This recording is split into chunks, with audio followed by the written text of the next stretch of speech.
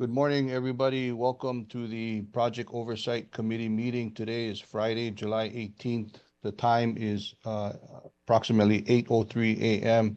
We'd like to call this meeting to order. Begin by taking roll call. The chair is present. Lisa Baker. Present. Thank you. Anthony Alto.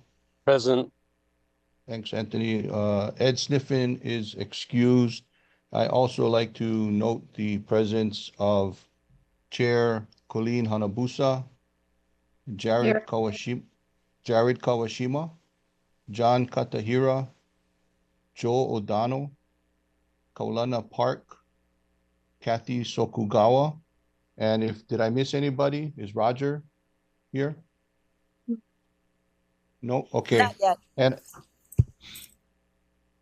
And I do want to welcome, I know we have a number of newer members present today, and just want to welcome them to the POC committee and welcome to the HEART board. I'm sure Chair Colleen Hanabusa can note that later on in the full board meeting. But I want to begin moving on to agenda item number 2, public testimony. Is there anybody online or in person that would like to testify on any items on the agenda? Seeing none, we'll move on to agenda item number 3, third-party grinding claims. So with this one, and I talked to Lori yesterday. I want to apologize. I missed this when we were making the agenda, Carolyn. I missed this one. I'll take full responsibility for this. When I looked at it after the agenda was posted, and Anthony, correct me if I'm wrong, but claims actually should fall under the purview of the Legal Matters Committee. So if there's no objection, I'd like to defer this item, and I believe we have to re-agendize it for the next month's meeting under the Legal Matters. Does anybody want to comment or discuss this? I don't believe, according to Lori, I don't believe it's going to have any impact on the timing of the project. It's just I missed it. I should have mentioned it before the agenda was posted. Kika, and that's on us. Apologize, board members. We in our mind it was a change order, and it actually is a claim. So Kika is correct. He asked me, well, will this have any adverse effects on timing? And it's not. We can wait another month, so we can properly agendize it. So apologies. That's actually on us, not Kika. We'll take joint responsibility. How's that? Well, can I take a bit of responsibility too then? Okay. No, we didn't tell you. It's a free for all. Yeah. All right. I usually rely on Heart and Court to tell me when they think an item should be in front of our committee. So yeah, happy to take it next month. Okay, thank you. Yeah. Well, okay. Yeah, we should just move on. Thanks. I appreciate it. So that brings us to agenda item number 4, the May 2025 monthly progress report. And Lori, is Vance and Corey gonna present? Yes, they are both ready to present. Okay. Kika, you got a call for public testimony at each agenda item. Thanks, Chair. Before Vance goes forward, is there anybody in the audience that'd like to testify on item number 4, monthly report? Seeing none, Vance, when you're ready. Morning, Chair, board members. Vance Suda, HEART Project Director. As usual, as for the new board members, going over our monthly progress report, generally what we do is go through the overall key items and kind of give you a project status update. This report is for the May timeframe, so some of the information may be out of date as of now. So what I'll do is I'll give an update as to where we currently are, that we have the latest information. And then I'm also going to take some of the items out of order and not run down the bullet points as it is in the monthly report. I'll call out what section or which project that we're referring to give you an idea so you can follow along. So first, I'm going to start with segment 2. As we all know, segment 2 is scheduled to be turned over for operational readiness to DTS by the end of September for the grand opening on October 1st of this year. We continue to make progress in terms of testing. This past week on Tuesday, we did have our full-scale exercise. This is where it's part of an annual testing or exercise that Hitachi has to do. And then prior to opening the new segment, they combine the two and do a full-scale exercise. So basically what is done is Hitachi simulates an emergency scenario where this event was a derailment of a train. So at the airport station, just east of the station, there was a simulated derailment where the train derailed. There were about 68 to 70 passengers on board, actors, simulating evacuating the train, traversing the guideway, and then evacuating through the station platform down to the ground level. There were, I want to say it was about 8 acting injuries, some that had to be stretchered off of the train and the guideway. We did have an ADA volunteer who was visually impaired, so he was evacuated and helped off the guideway as well. Very organized, coordinated. Just want to give thanks to our partners, DTS, Hitachi, for all that they did to coordinate that. All the other city departments, we had HFD, EMS, HPD, the Sheriff's Department was there. We had TSA. Because it was at the airport, there was a lot more involvement in terms of other agencies. We did have a few members from the FBI that was there just witnessing, so it was a really good event. It happened at 12 a.m. on Wednesday. That's when the derailment occurred, and they evacuated everyone in about 30 to 40 minutes off of the train and off of the guideway. So really good practice or training in the event. You know, hopefully this doesn't occur, but if it does occur, everyone's prepared and understands what needs to be done and how to do it. So really good exercise, really good participation from everyone, meeting the requirements to get ready for operational readiness.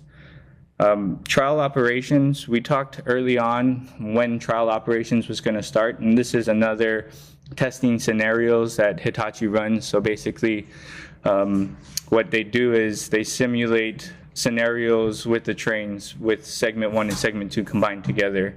For example, there's some normal operations where they turn on the stations, turn on the system, dispatch trains, run service. That could be one scenario. There's contingency scenarios. Let's say there's a station out of service. They'll bypass the station and skip stop a station. They'll run a bus bridge between the station to take passengers to and from, you know, that out of service station. There's other scenarios where there's an emergency. Let's say there's a fire on a platform or fire within a station, you know, how they react and how they operate during that time. So that was supposed to start early July 7th, because the documentation and safety certification isn't complete for the COM subsystem. That has been delayed. Hitachi continues to submit documentations. There's roughly 22 documents or so that need to be completed before we can start trial operations. They've got about 10 or 11 documents approved already to start trial operations. The other 10 still need to be approved and coordinated with our team, with DTS and also HDOT. So Hitachi's, you know, within the last few weeks, they've put in a lot of effort, thanks to our team, the core systems team, DTS as well for reviewing. I mean, there's a lot of late nights, long days to review documents to get these things done, weekends that were spent to get documents reviewed and approved or revised. So we continue to make progress on that. However, trial operations has been delayed. It has not impacted the end date as of yet. We continue to monitor and evaluate when that date will be affected, very closely with DTS and all the other stakeholders. DTS, Roger and his team put together a monthly stakeholder meeting where we discuss the opening of the system. We've provided that update that trial operations has not started and could impact the end date. So as every day goes on, we continue to evaluate where that end date will end up. By the end of the month, we'll have a better idea of where that will be, but we'll continue to monitor as we approve and review documents and start trial operations. Moving on to City Center Utility Relocation 3, CCUR 3. Contractor has completed majority of the work there. If you drive along Nimitz, all the paving has been redone, very smooth surface to drive on. Drove it the other day, so, you know, night and day from when it was, you know, with all the steel plates and temporary patches. So kudos to the contractor for getting all that paving completed. They are working on the final striping. So right now there's temporary striping that they'll remove and replace with the final striping. Sidewalk restoration is ongoing. All the electrical work under this contract is complete. So if you drive down Halakawila when you come off of Nimitz, all those overhead poles have been taken down, all the overhead lines have been removed, all in preparation for CCGS to come through there. We're looking at wrapping up this contract in the next month or so. By the end of July, they should be done with all of that striping and punch list work, and we'll begin to close out that contract. City Center Utility Relocation 4, CCR 4 and 4E. 138 kV duct installation is ongoing. There's some areas that have been completed and released by HECO, so we are expecting the 4E contractor to start cabling next week and racking through those manholes. So that's a big milestone for us to start that cabling. That's really the critical path of the overall schedule, getting that done, removing the overhead cables, and then the CCGS contractor coming in. 12 kV duct installation is ongoing between Middle Street and Waikimilo. 22 of the 28 48 kV, little tongue twister, manholes have been released by HECO, so continue to work with HECO to get these manholes accepted, you know, all the punch list items completed, so that we can begin 46 kV work. Drainage installation is ongoing between Middle Street and Puahale Road. Last time we mentioned the micro tunnel that goes under Kapalama Canal, from one side to the other side. That work had been completed. The contractor had backfilled all those, the two 30-foot deep jacking and receiving pits. They're continuing with jet grouting to install the remaining conduit connections to those conduits that go underneath the canal. 138 kV foundations. So we have 8 foundations total for the utility relocation for the existing 138 kV. 7 of the 8 foundations had defects in them that we needed to repair. We've got one of the foundations, so the repair plans, we were going back and forth with HECO, the EOR contractor, to get those repair plans approved. We did get a number of those repair plans approved, and we started repair work on those 138 kV foundations. One of the foundations was good from the get-go, so that didn't have to be repaired. One of the defective foundations have already been repaired, and they're working on the second one. So 2 out of the 8 are fully complete in terms of being able to move forward with work, and then the remaining 6 foundations need to be repaired. But that all is continuing, moving forward. We did have some concerns with scheduling when this first appeared, so there's some evaluation in terms of the schedule that has been going back and forth, but as of now, no major impacts to the overall schedule.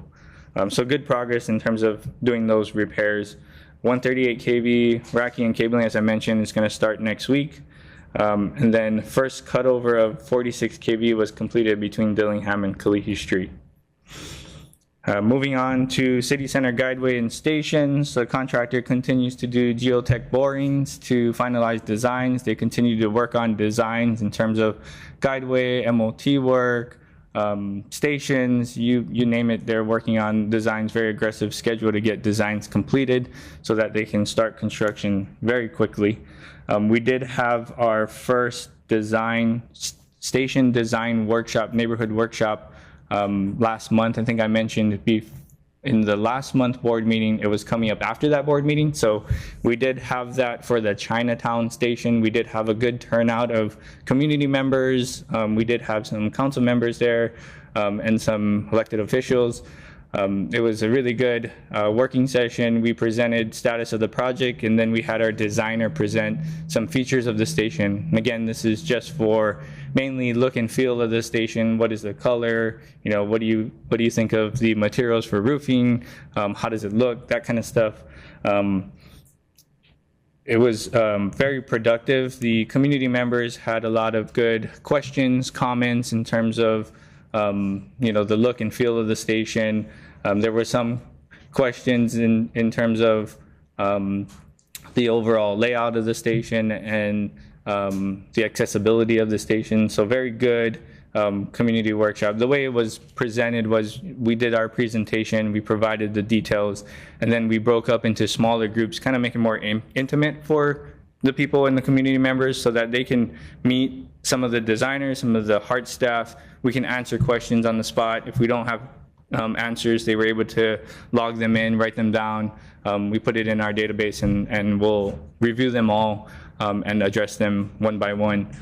So it was a really good kind of workshop experience, more than just, you know, having the crowd ask questions and we respond in a, you know, open setting. So that was done.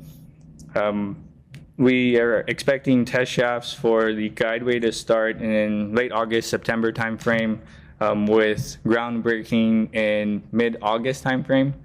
So that'll occur in the Evile substation area where Evile station is located. And going back to the design workshops, you know, every station will have 2 design workshops. So we'll have our next few stations coming up here shortly in the next few months. Notifications will go out as we did for Chinatown and notify the public, especially the surrounding areas of the station. So they'll continue to make progress there. And that's all I have. Open for questions. Thanks, Vance. Members, are there any questions? I have some On the questions, monthly- Kika. This is Kathy. Lisa. Lisa. Okay, go ahead, Lisa. Hi, Vance. Thanks. So I guess, you know, CCUR 3, again, congratulations. That's getting that done is huge. Kind of working backwards in what you presented, I saved up my questions. Has Tudor found any issues with the boring so far? Not that I'm aware of. Do you know? No. No, great. CCUR 4E, you mentioned that there's always been some issues with 4E. Is that affecting critical path at all yet? Any more than it was before? So yeah, we're evaluating that now. The 138 foundation issue did impact, but we do think there's recovery opportunity, and the contractor is kind of working with us to do that. So right now we don't have. Sorry. Yeah. Repeat everything you said. Yeah. No. Essentially, we're measuring or monitoring that, but we do think there's a recovery opportunity. With more crews and more resources, we can catch up on the schedule. So when they fix the 138 kV foundation issue, get 138 going, we think we can be back on track. Yeah, when you're saying a recovery, is that like full recovery or partial? No, full. Full. Okay, great. And do we have any root cause for why the foundations needed to be repaired? We do, but I'm not. Yeah, I'm gonna try my best and give you a quick and high-level explanation. But basically, you know, these shafts range from 50 to 150 feet, and as they're pouring concrete into the shaft, you have a mixture of water and concrete that comes up to the top, and they're required to vacuum that out or pull that out. You know, it's not a good mixture. They didn't pull out enough, so there was a very watery mixture at the top, which, you know, hindered the strength of the concrete and basically crumbled off. You could see it. I'm electrical, by the way, so. You got a thumbs up from that. I saw that. All right, sounds good. So then on segment 2, trial run was supposed to start last week.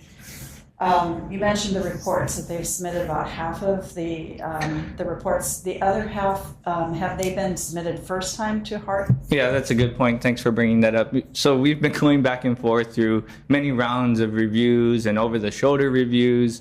We've had 4-hour workshops to go through these documents, comment by comment, line by line, to address these. There's still some handful, I would say maybe 3 or 4 major comments that we need to address. And some of the documents are related. So let's say you have document A that needs to be approved before document B because it references document A. So some of those may not be as major of comments or issues, but just grand total about 10 or so documents that still need to be One approved. holds the other one up. Mhm, exactly. And when you say, you use the term "we," which I appreciate, that's great for projects, but you mean in large part, not so much HART as HRH Yes. and safety and security? Yeah. Okay. These got it. documents are Hitachi owned. These are their procedures, design, hazard documents that they are working on, and we review. Hard. All right, thanks. That's my questions. Thanks, Kika. Thank you. And just as a reminder, especially because we have quite a few members online, if we can try to remember to turn on and off our mics when we're speaking, so everybody can hear us. Are there any other questions from any other members on the monthly report?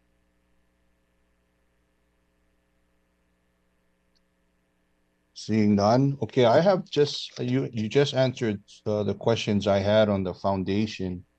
But just a couple, just 2 quick ones. I think on page 11 of the progress report, excuse me, do we have a parcel identification number legend anywhere in the report or elsewhere where we can identify the PIDs or any information on that? No, it's not available, and for confidentiality reasons, especially because Okay. some of them are, either in condemnation or through legal matters. We keep those private. Okay, all right. And then on, I think the following page. So is there any update on the discussions with the Aloha Stadium on the CROE? Is that Yeah, we're bringing Krista. She can provide an update. while she's coming up, Vance, I guess is there going to be any impact to the station when they start demolition on the stadium? Do we know? Yeah, and glad you asked because Krista actually participated in a NACED or New Aloha Stadium Entertainment District, hopefully I got that right, meeting, was it this week or last week? To coordinate with the developer in terms of what's going to occur there. So I'm going to turn it over to Krista. Okay. Good morning. So Kika, we had put that, the property agreement on hold while the stadium worked with their developer to get them on board and to get a little further along. But we did meet last week with Aloha Stadium and with the developer to talk about HART's needs and kind of the developer's vision. DTS was also present, and we talked about a couple of things that maybe are not working with the current layout of how the buses flow and the parking lot and the developer's desire to put some pedestrian areas in and whatnot. So there were some things that were very good that came out of that meeting, and now I think we can go back to our property agreement and be addressing everybody's final vision of what's going to happen there. So it was a very good meeting, and there'll be additional ones that will be coming up. The goal is to have the property agreements in place before the current CROE expires, which is the end of October. Okay, so the property agreements would replace the CROE? That's Or- correct. That's correct. Okay. Okay. And I'm sorry, maybe I missed it. Any potential impact when they start demolition? Or, They didn't give us a time frame for when they were going to do the demolition. I don't think The demolition of the stadium will impact us. What's going to happen is when they start constructing the first phase, there's 3 residential buildings that are part of that, and they are going to be placed where our current park and ride is. So the park and ride will be temporarily relocated. And then once the buildings are built, the parking for the rail will be integrated into those buildings. And just to note, DTS was part of that discussion too, being that, technically they own the station. So they've been in coordination of how that impacts the bus and the parking and whatnot. And they're heavily involved. And also, Kika, I did reach out to the developer because we are required to have those parking spaces there. It's like 570 plus 579, that we will not be able to open the last segment if those parking stalls are not there, even if it's temporary. So he assured me those parking stalls will be there while they're doing their construction. Do we know where they might be relocated to? Well, temporarily they'll be relocated nearby, kind of across Salt Lake Boulevard, I believe. But when they are in their final condition, they'll be pretty much where they are now, but in a multi-level parking instead of a flat surface parking lot. Okay.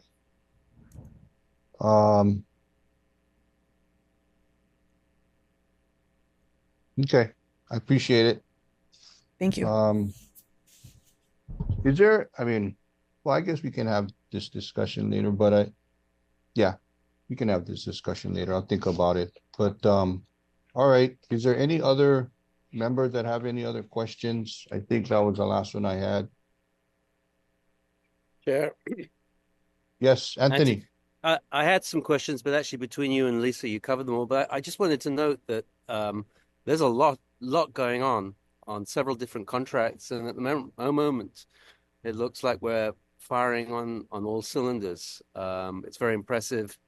I'm especially impressed with how fast we've recovered on the problem with the 7 foundations that were faulty. So my commendation to everybody who's working on that. I think it's great work that's going on.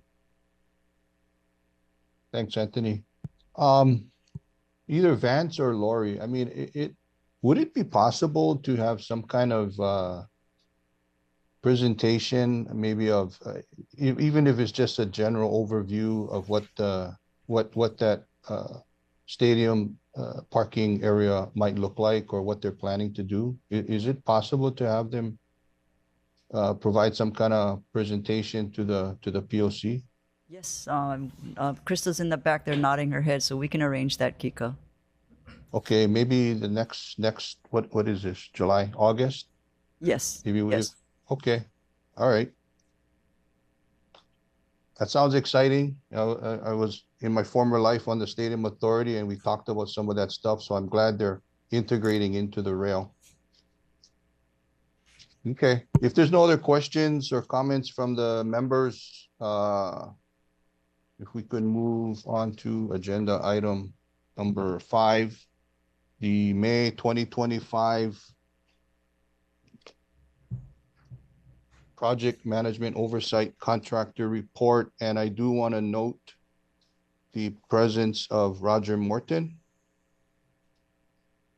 And with that said, Vance, or is there any public testimony in the audience or online on agenda item number 5, Project Management Oversight Contractor Report? Seeing none, Vance, Corey. Thank you, Kika. So again, going through the major issues and our concerns in this report. So the first one, and Chad, I think is page 5.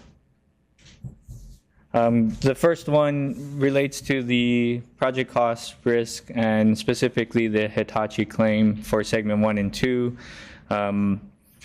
And the PMOC's, just overall concern about that cost and where that will end up. We do have an agenda item for the full board for executive session to give you a full update as to where that is. So I'm not going to go into too much detail here on this item. The next item is related to project revenue growth.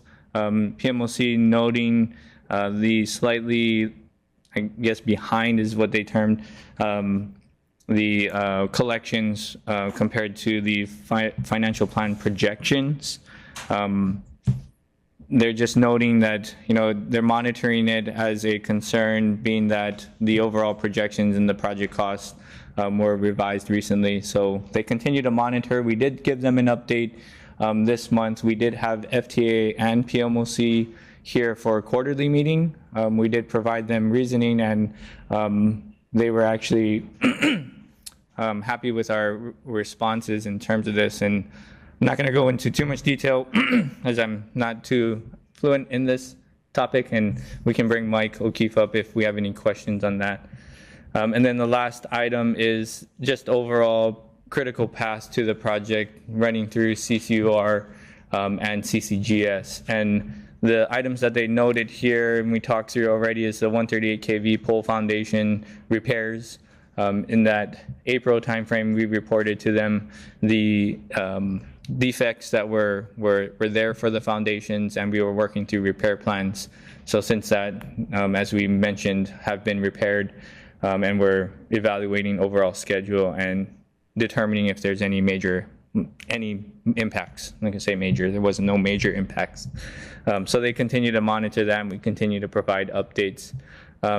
In terms of the FTA PMOC, we did have a good quarterly meeting with them this week, provided them updates as to the project overall, specifically highlighted, the financial item as they mentioned, the Hitachi claim, being that those two items were of their top major issues noted here in their report.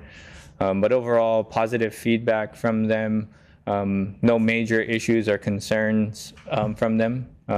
And I don't know if Lori had anything to add. No, I have nothing to add. Good job, Vance. And that's it for the PMOC report. Okay, thank you. Members, any questions on the PMOC report?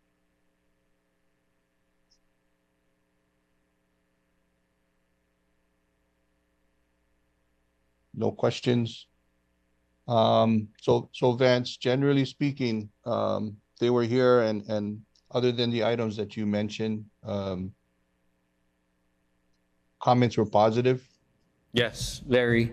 We kind of discuss in serious business and also in a more light manner how things were, in the past, and how many comments and concerns they had, before Lori's time, and now, the trust that they have in us and the collaboration that we have. We've provided all the updates. We were open, we're honest, and they didn't have any issues or major concerns, other than the items that they listed there. Okay, appreciate it. If there are no other questions or comments from any other members, let's move on to item number 6. And Carolyn, I apologize to put you on the spot, but I don't have my notes in front of me from last month's meeting. I believe there were a few items that I think maybe Natalie had requested and a few other members had requested. Would you happen to have any of those follow-up items? Chair, I don't actually. I thought. Okay. Yeah, no, I apologize. Yeah, in today's meeting, okay. a summary of that, if you'd like. Okay.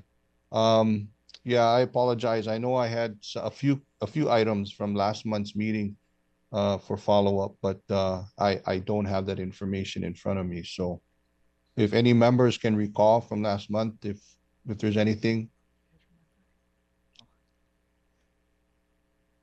Carolyn, do you have anything for today on this agenda item? Yes, Chair, just 2 items. The first one is that we'll be deferring agenda item 3, third-party grinding claims, to the Government Affairs Committee meeting, committee for next board meeting. And then also your request for a presentation on stadium parking that will be delivered also at the next board meeting. Okay, awesome. Thank you. And Carolyn, I believe this is your first. Is this your first official meeting? Well, Yes, it is. welcome and appreciate it. I know everybody's diving in and learning on the fly, so appreciate it. Are there any other questions or comments regarding item number 6, summary of committee member requests? Anybody else want to see anything for next month? Seeing none, if there is no further business, this POC committee meeting is adjourned at 8:38. Thank you.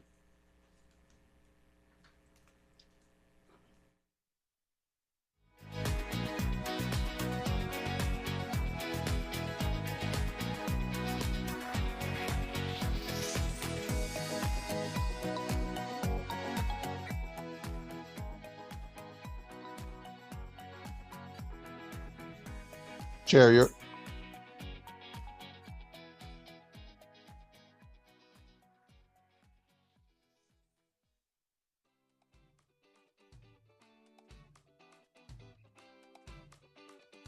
Wanna take a break?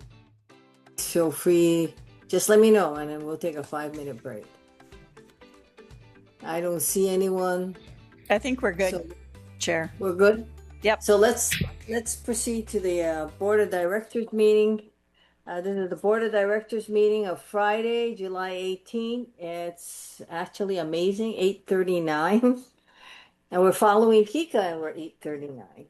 So we are going to convene first. I'm going to call the meeting to order by taking of the roll. Kika Bukowski, Present. Anthony Alto, Present.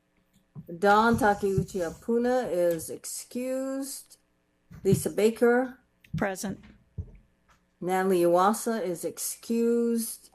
John Katahira. Present.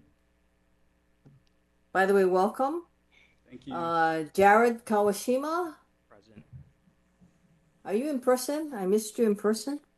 I'm in person. Roger Morton. Present. Kawana Park. Present. Joe O'Donnell. Joe, he was here. He's excused for now. Ed Sniffen is excused. Kathy Sekogawa. Kathy? Push the red button at the bottom. Yeah. I'm here. Okay, thank you. And the chair is here. So right now, I believe we have quorum. Did I miss anyone? Nope, hearing none. Okay, let's go to, first of all, public testimony on any and all agenda items on today's agenda. Is there anyone here or anyone there who has publicly appeared to give testimony or provide testimony online? Do we have anyone? Carolyn, do we have anyone? I don't believe so, right? Okay. So with that, let us proceed. Agenda item number 3, which is a third-party grinding claim that should have come to us from POC or what I call GLAM. It didn't, so we are just going to defer agenda item number 3, which is the third-party grinding claim. Agenda item number 4.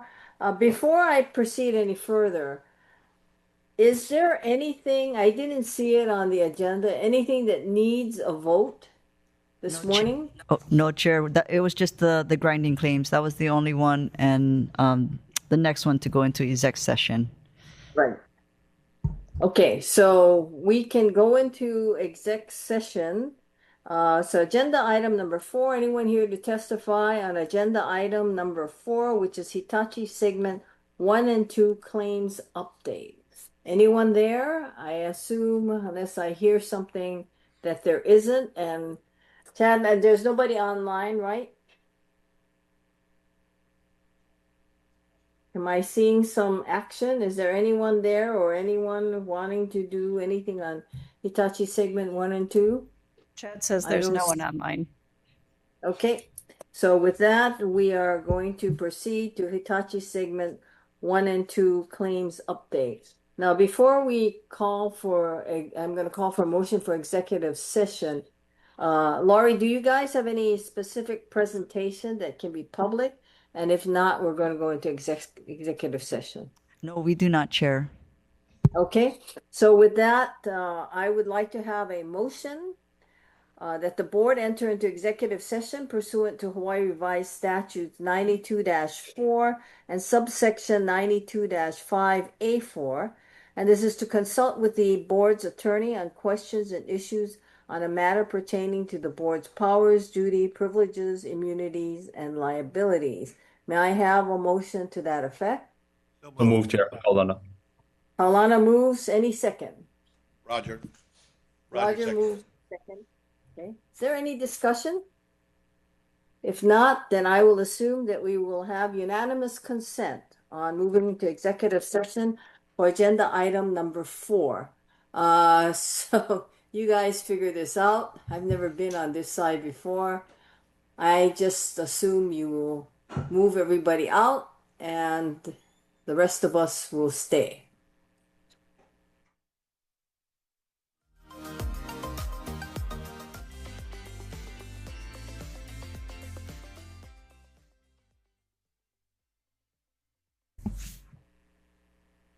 Thank you and welcome back to the HART board meeting. We were in executive session. It is now 9:46. First of all, is there anyone who wishes to comment or give testimony on agenda item number 4, which we were in executive session for? That's Hitachi segment 1 and 2 claims update. Anyone?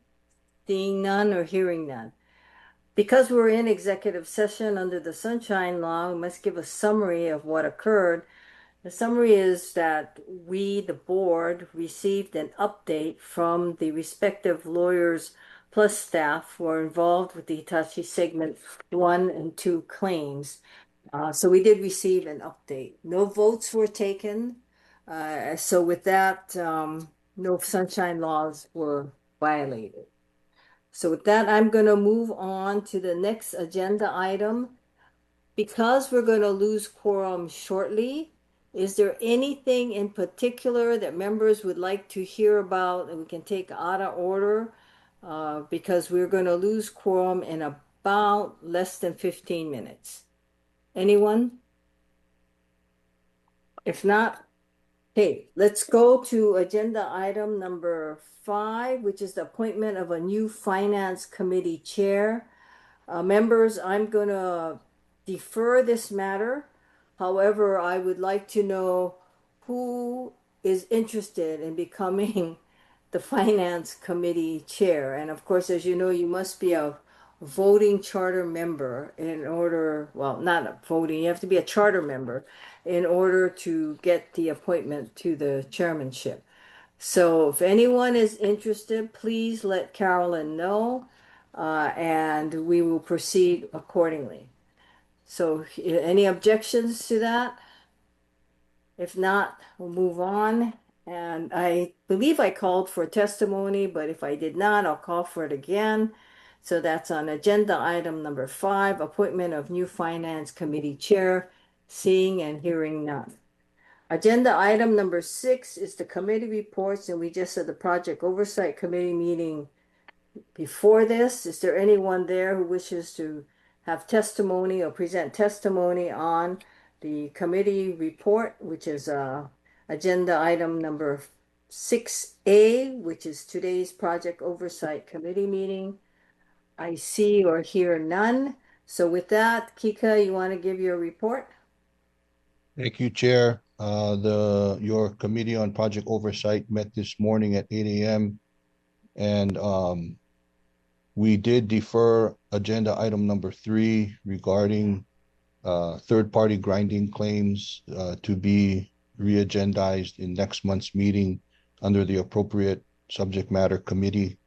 We also reviewed, or the staff provided an update and review of the monthly report as well as the PMOC report. And we did request parties involved in the stadium Aloha Stadium Park and Ride development project to provide the POC committee with a brief update or presentation of their plans at the next POC committee. That was it, Chair. No action was taken. Thank you. Anyone have any board members have any questions or comments about Kika's Project Oversight Committee meeting report? Seeing none and hearing none. So with that, we'll move on. The next agenda item is agenda item number 8, which is Executive Director and CEO's update. Is there anyone there or online who wishes to present testimony on the Executive Director and CEO's update? Seeing none and hearing none, let's proceed with Lori's report. Okay, thank you, Chair. For item number 7A, APTA Rail Conference, I would like to have Vance and Matt come on up. Actually, quite a bit of contingent went up to from HART went up to the conference, and FTA Ray Tellis made a comment about that. He was very pleased that we were very in force over there, but because I wasn't in attendance, I'd like the two of them to give a brief report. Yeah, Vance Suda, HART Project Director. Matt and I had the opportunity to represent HART at APTA Rail, which was held earlier this month in San Francisco, and we were able to get updates in terms of what's going on with the industry, with the FTA, and really participate in a lot of presentations in terms of where the industry is and some new developments. Also network with other industry leaders in terms of sitting in our positions and other projects, and even the experts in terms of other areas within rail projects. So it was a good opportunity for us to make those connections and really talk through what issues are they seeing. It is really surprising and refreshing to hear some of the issues that we deal with, it's dealt with everywhere else. Our project is very well known within the industry. As I think, Chair, you mentioned earlier, the first driverless system in the U.S., so light rail system in the U.S. So, there's a lot of eyes on our project in terms of what we're doing, progress. They're curious as to how we're designing and constructing the system, as well as operating. Roger he was in attendance, and a few of his team members were there. And just really talk through some of the things that we're doing that maybe not seen elsewhere. Things like platform screen gates is one that comes up all the time. Our system has platform screen gates.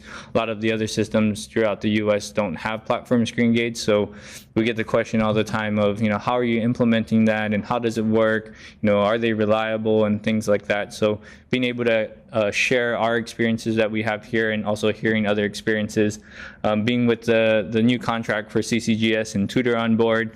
A lot of individuals come up to us and say, hey, we hear you have Tutor. I'm sure you heard of their reputation. If you ever have questions or want to hear about our experience with Tutor, because they have a lot to say about them, they're happy to reach out to us or have us reach out to them to talk through those items. So really good opportunity. I'll turn it over to Matt to see if anything else. Yeah, just building on that, APTA as an organization and the network is just incredibly supportive of one another. Everybody wants to see everybody's system succeed. Everybody wants to help each other. Had several other CEOs come up and ask how Lori's doing, what can we do to help you guys, do you need anything? And it really is a great place to network and talk about current issues that we're dealing with, and opportunities to have others help us solve those, in addition to going to the presentations and the committee meetings and just being updated on the state of the industry right now. So incredibly informative and productive meeting, and appreciate the opportunity to attend. So are you both Paul with your report? Yes. Okay. So members, and if you haven't received it, I think Carolyn can forward it to you. We sent also a board member. He's no longer a board member, but Chris Moylan, who went to the APTA meeting and also provided the board with, I guess, his thoughts about it. So you might be interested in reviewing that as well. And I'll just kind of go off script here. So, Jared, we're waiting for which one you're interested in, but we are open to the board has taken the position that any board member who wants to attend these conferences to please bring it before the board. Why? And the board will, of course, vote on it. I think Anthony, you may have had an interest, and I know Jared had expressed an interest. But that's the rail conference update. Is Roger still here? Yes. I don't see him. Yeah. Oh, yeah. And Hawaii has had a very long history with APTA, but on a different, not with the rail system, but with the bus. And Roger is very familiar with that for many, many years. I've even attended APTA, but it's for the bus, not for rail, a while ago. But Roger, since they mentioned you, do you have anything you'd like to add about APTA? Well, I'm happy to see that. I'm happy to see Hart's participation. I think the networking, particularly opportunities to talk to peers and other practitioners, is invaluable really for that. And it's also nice, as the two speakers mentioned, it's nice to go and boast a little bit too about our beautiful, big, beautiful system that we're building here. I am curious as to why they offered you advice or information, Vance, on our contractor for CCGS.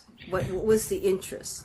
Yeah, Tudor has a reputation throughout the industry in terms of how they operate, and they're very claims oriented. So some offerings of lessons learned, or what had worked for them in terms of managing Tudor, those kind of things.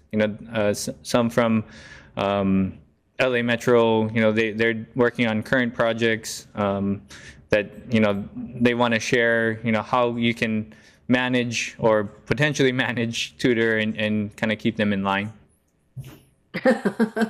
Hopefully. That does not portend well.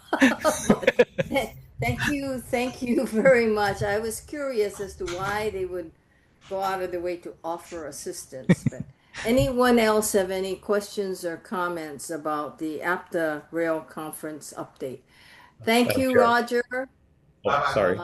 Kaulana. Kaulana, you too, you're going to be going too? Yeah, I'm going to be going, but real quick, if there's any other, I know there's besides APTA, but I would be interested in if there's I don't know if they have a breakout session for board members. So if these conferences do have those type of things, that's a good way to engage with other board members as well too. So just a comment, yeah. You might want to check with Carolyn. If Carolyn doesn't know, then of course, I think both Dan Gluck, who isn't here, and Lisa may have had some, but we had a whole list of all of these entities and what they offer. So yes, please check on that. Anyone else on APTA? This is If Kathy. not, yes, Kathy? Yes, I had the privilege of going to an APTA Rail conference, and I highly recommend that board members who are interested go. You don't have to be a rail engineer to attend. I went as a transit-oriented development person, interested in the relationships between rail and what happens on the ground next to it. And it was a good perspective. You don't have to speak engineer to understand what goes on in that conference. So yeah, if you have an opportunity as a board member, I would go. It's very good. I also want to make a plug for Rail Pollution. It's another annual conference. It started out, I believe, for trains, but it really moved into transit-oriented development. And that's an excellent conference also for board members to do. Thank you. Thank you, Kathy. And of course, as you all know, Kathy was DPP head when she was on the board. And she, and of course, it may have been the reason why they put all of TOD with her then department. But anyone else? If not, we'll move on to segment 2. And by the way, Kaulana, when you have to leave, just leave. I think at that point, just so the new members, so what happens is that when we lose quorum, we can still continue, but what happens is we are not able, under sunshine law, to interact with each other. In other words, board members cannot interact with each other. Board members can ask questions of whoever is testifying, but not with each other. So as Kaulana, and then at the next board meeting, we're supposed to give a summary of what occurred. So when Kaulana has to leave, we will be losing quorum. But there are not very many items left on this agenda after that, so we will be fine. There's no voting issues. So with that, let's go to item number 7, executive officers, executive director and CEO's update, subsection B, segment 2, operational readiness update. Anyone there to testify on this particular item? Seeing none, hearing none, Laurie or whoever. Yep. Thank you, Chair. I'm going to hand it over to Vance. He gave an update in the POC, but he can do a quick one here as well. Yes. Very quickly, we continue with testing and preparing for trial operations. As mentioned before, it was to start early July 7th. Due to documents that are still incomplete, we continue to work with our contractor Hitachi to complete that. We've gone through many over-the-shoulder reviews, workshops to close out all these comments. There's roughly a handful of major comments that need to be completed. 22 documents in total, about 10 or 11 are complete, 10 or 11 remaining, so about 50% there. Some of the documents, as mentioned previously, rely on other documents, so as documents will be approved, the other documents will be quickly updated and resubmitted for HART review. Right now, we're evaluating the schedule in terms of the overall end date and operational readiness, handover to DTS. At this time, there's no impacts to that date, but as time moves on and we progress with completing these items, we will evaluate the schedule and see if there's any impacts to that end date. There was some float in the schedule in terms of the trial operations, trial run scenario testing that we could accommodate with the overall schedule, but at some point, we're going to run out of float and will impact that date. But we'll continue to monitor as we progress and provide updates in terms of that overall schedule. As previously mentioned, Lori had noted that we're not going to take any shortcuts or cut any corners in terms of getting everything safety certified and completed before we go into operations. We've made that very clear previously, and DTS and the HDOT State Safety Oversight agrees as well. So all working together to get this completed and turned over. Once those trial run scenarios are completed, then we'll go into system service availability demonstration. Again, 30-day rolling average of 98.5% needs to be met before we go into operations. That's the update there. If there's any questions? Okay. Members, as mentioned earlier, you can't ask each other questions, but you can ask Vance questions. Anyone who has any questions on segment 2 operational readiness update? I don't see any hands. I did want to clarify one point, Vance. I think when we're talking, I'm just trying to remember whether it was an executive session or not. Let me word it to you this way. Are we having any resistance from Hitachi on operational readiness segment 2?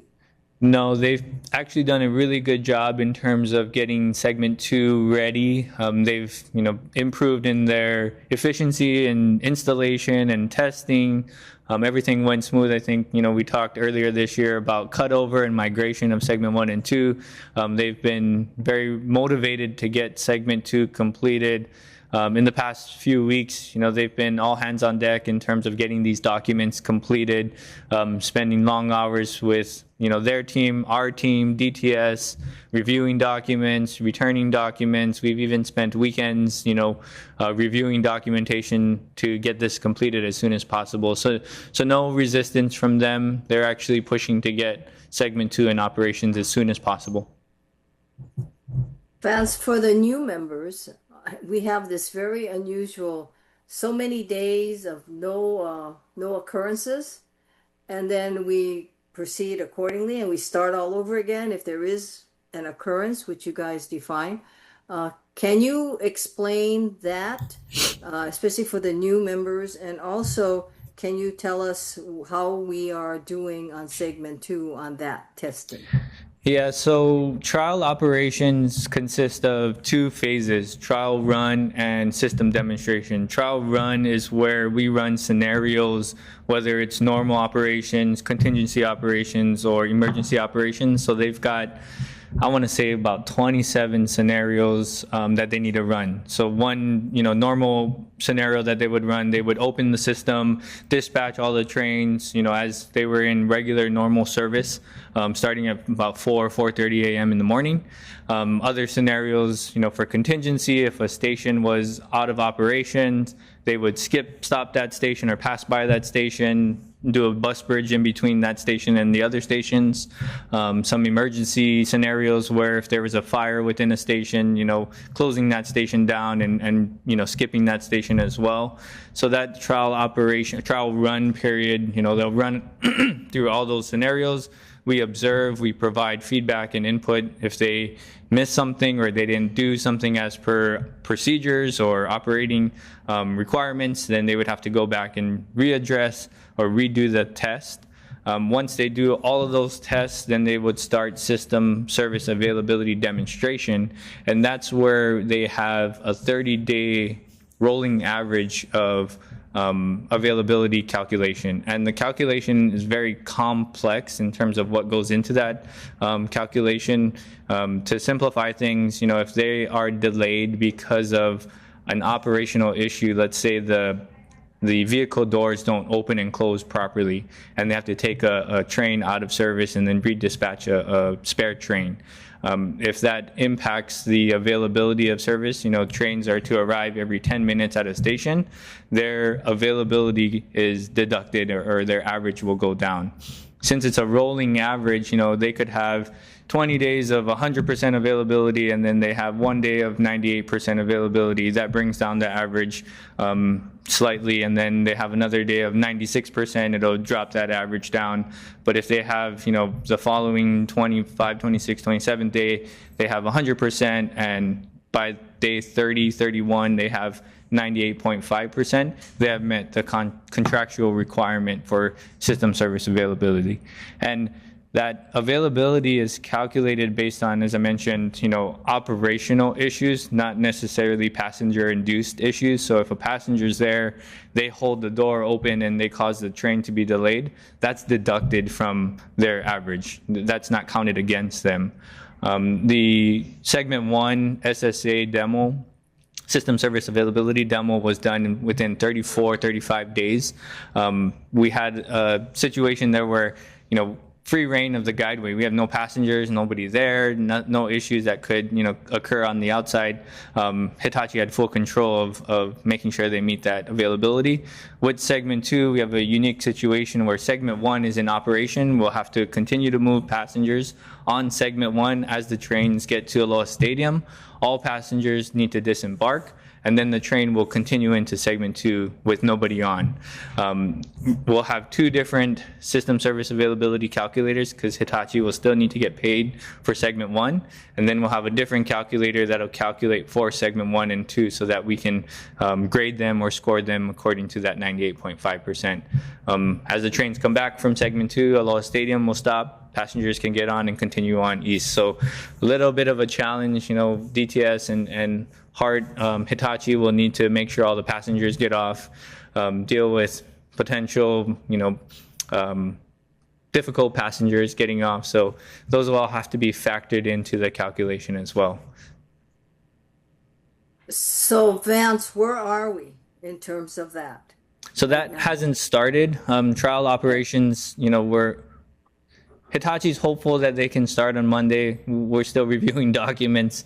We still need to go through our process and procedure in terms of approving these documents and making sure that they are safe to go into trial operations. We're evaluating, later today in discussions with Hitachi on where they are status. As of now, because of those documents that aren't approved, we cannot go into trial operations. So I would say, we've got another week or so until we can actually go into trial operations.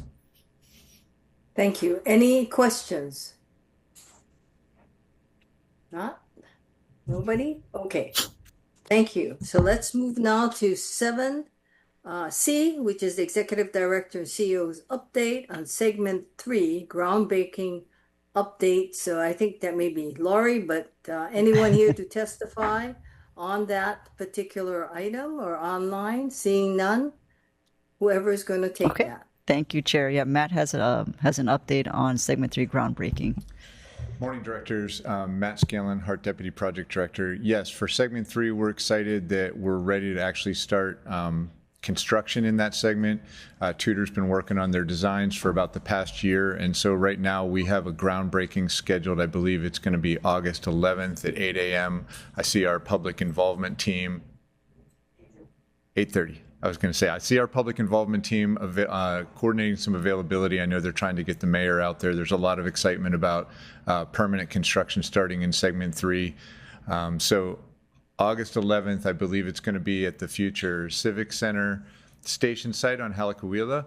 That's where the first activity that they're going to perform is a load test shaft. There's 2 load test shafts that they'll do, and these build on the geotechnical borings that they've been conducting for the past few months, verify the actual assumptions that are in the design with an actual test shaft that's smaller scale than the permanent permanent shafts. And then from there, they'll move into production shafts, and those are scheduled to start in September in the Iwalei Station location. So really excited to start to see construction going this year, and by the end of the year, most likely we'll see columns on top of those shafts. So a lot of good work has gone in by a lot of people to get us to this spot. So excited to break ground.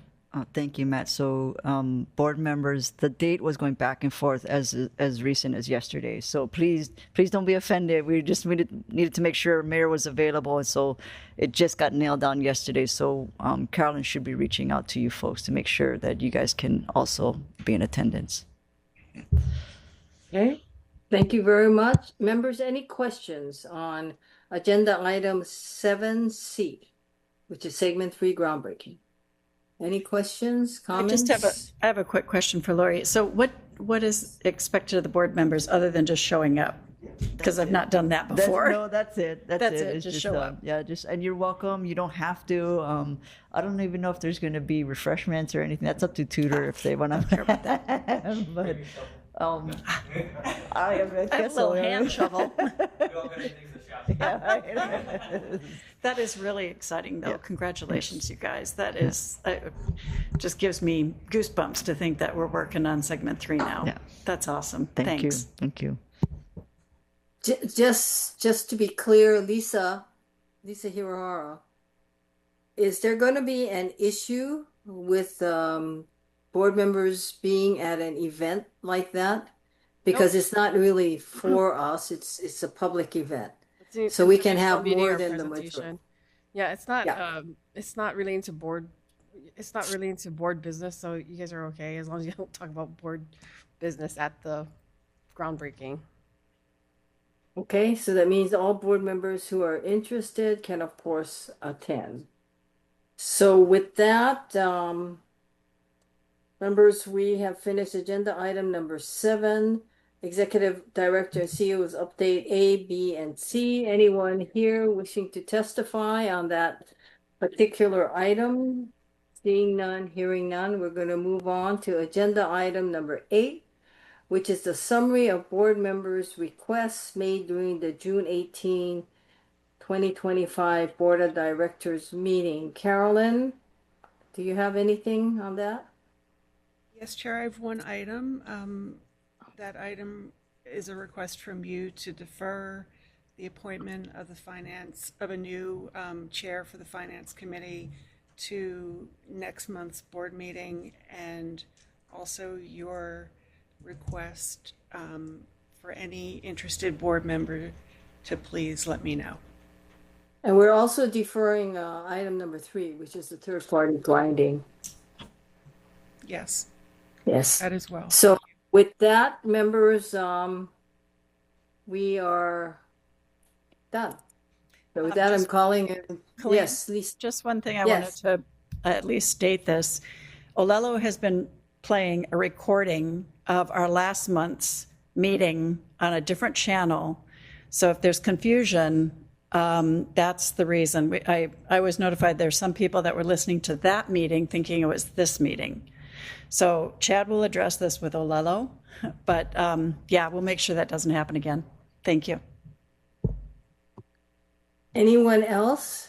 If not, hearing no objections, this meeting is adjourned. Thank you very much, members.